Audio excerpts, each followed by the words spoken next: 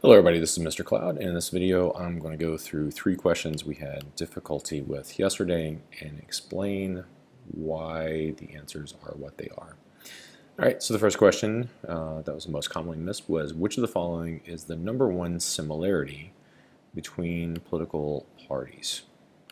And the correct answer is obviously this one. Congratulations to the 99 people who answered that correctly. It's to win elections. That's the number one similarity with the parties. However, a fair number of us, 20%, chose this: influence voters. So here's how to think about this. What is the big mission? What is the number one thing political parties want to do? They want to influence public policy to reflect their platforms. And how do they do that? They get their people elected. You get members of your party elected to public office, and then they can modify the public policies. So their number one goal for a political party is to win elections. And how do you win elections? You influence voters. So that's the mechanism that you need to accomplish the number one goal, which again, parties want to win elections. All right, the second question. One must listen to both political platforms in order to...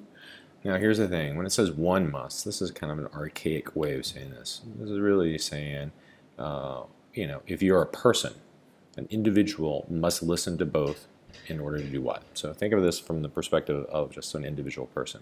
Of course, 78% of us got the correct answer, which was to identify the differences between parties. That's what the SOLs really want you to know, is that the party platform is going to be the primary way that you will tell the differences between the political parties. Of course, you should also know the secondary way is to watch their campaigning, that during their campaigning they will also highlight the differences they have between each other. But a fair number of us chose this one, which was to influence the opinion of others. I think there you might be thinking of it from a different perspective than individual person. That you might be thinking of it from the perspective of parties. So why would the party listen to both party platforms? You would get that information to influence others, or maybe that you would read the other party's platform in order to talk to other people about that. I'm not really sure, right? So it's a bit of a mystery to me. But in the future, if you see a question like this, it's like, why would you want to read or listen to both party platforms? It's definitely to identify the differences between the parties. All right. And the final question that we had some difficulty with is this one. The primary role of a third party is to do what?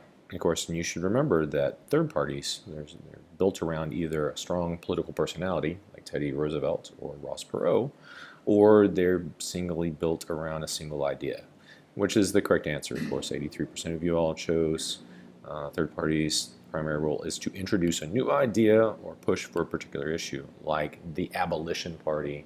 It was all about abolishing alcohol. Green Party tends to be really focused on environmental issues. All right, and libertarians, like all about that liberty, all about that freedom. And our missed answers are kind of all over the place here. Now this is kind of a thing, right? The first one here, the primary role of third party. We talked a lot about how third parties will act as a spoiler.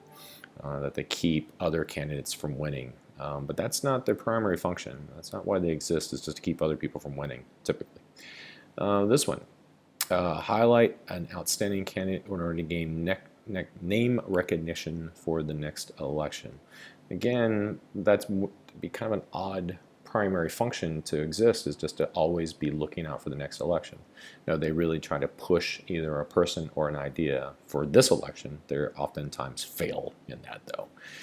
And inform the public about shortcomings of other parties. That's definitely something that's going to happen with third parties. They're going to watch and monitor the actions of office holders just like the major two parties do. But again, that's not their primary function. The primary function is typically to introduce or push new ideas. All right, so thank you for watching this. Hopefully next time you see these questions, we get even stronger results.